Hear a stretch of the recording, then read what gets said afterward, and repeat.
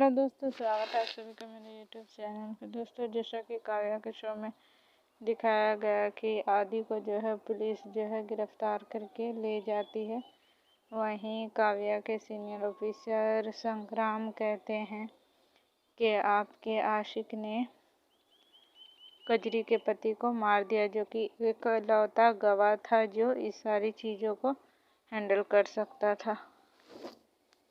अब वो सड़ेगा सारी जिंदगी जेल में। फिर काव्या ये सारी बातें सुनकर वो सीधा वहाँ से भागती हुई जो है पुलिस स्टेशन पहुँचती है और आदि से मिलने के लिए जाती है। इसी बीच जो है मीडिया वाले भी काव्या को घेर लेते हैं, अंदर जाने नहीं देते हैं और उससे सवाल जवाब करने लगते हैं।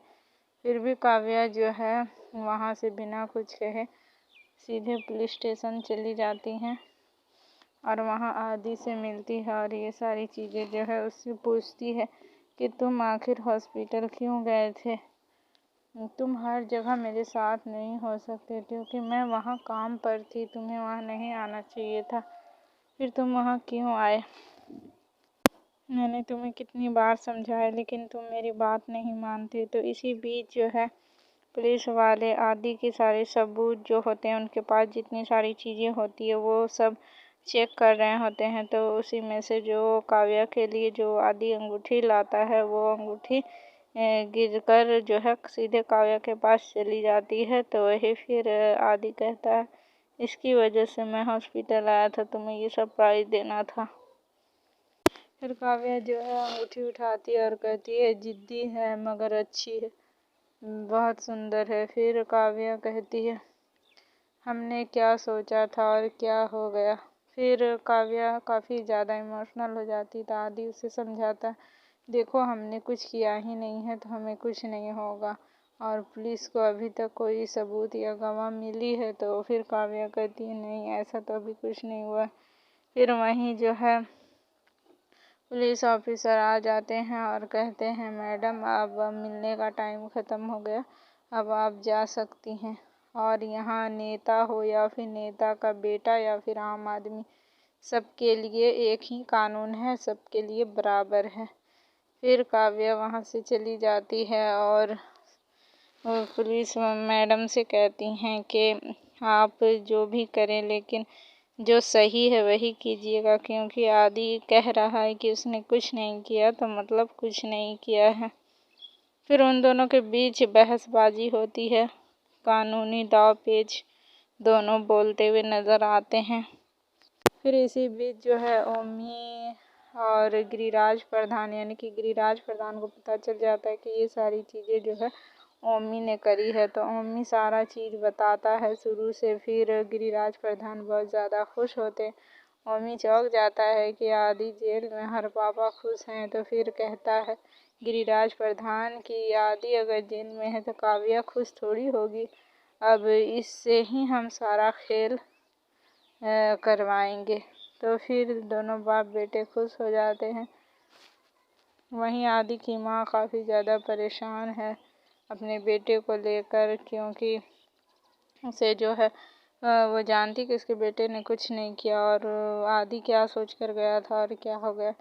तो फिर गिरिराज प्रधान उसे समझा देते हैं और कहते हैं, आपका बेटा जो है 2 घंटे के अंदर बाहर होगा। फिर उसे समझा बुझा कर वहाँ से जाने को कहते हैं कमरे से। फिर वहीं काव्या परेशान है कि आदि को आखिर बाहर कैसे निकाला जाए।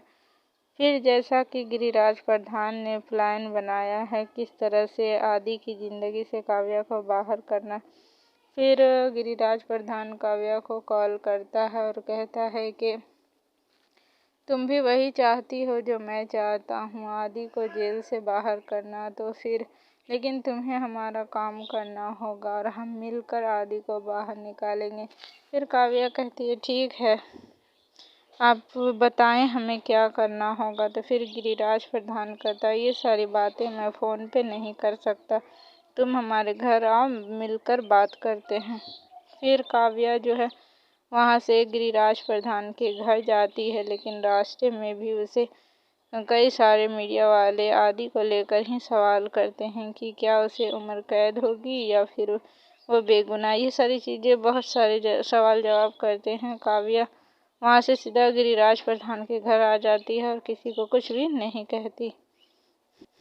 काव्या को लग रहा है कि वो और गिरिराज प्रधान जो कि आदि जो उनके बेटे हैं मिलकर उन्हें बाहर निकाल लेंगे, लेकिन वहाँ जब वो जाती है तो उसे सारी सच्चाई पता चलती है।